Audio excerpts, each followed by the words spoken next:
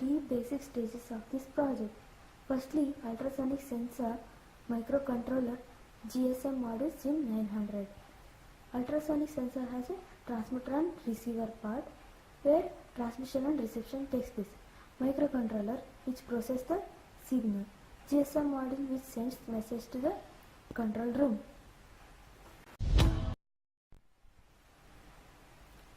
Next is ultrasonic sensor circuit.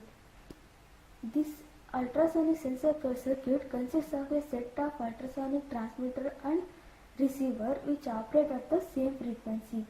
When something moves in the area covered, the circuit's fine balance is disturbed and the alarm is triggered.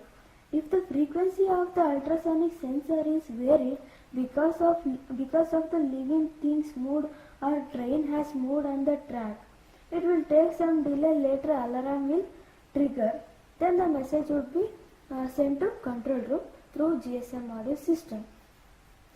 At the transmitter part, the ultrasonic transmitter is built around two NAND gates wired as inverter and they form a multivibrator, the output of which drives the transducer.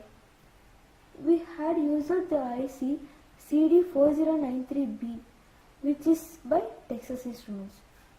At the receiver section, the transducer receives the sound wave signal which is amplified by the transistor and the operational amplifier LM741. This is by Texas Instruments. The output of this is then amplified by the operational amplifier LM741. This is also by Texas Instruments. The gain and efficiency is increased by varying the 10K trimmer.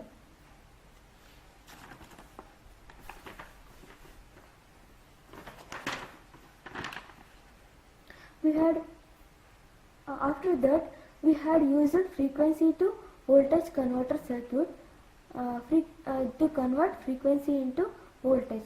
The IC has used is LM2917, which is by Texas Instruments.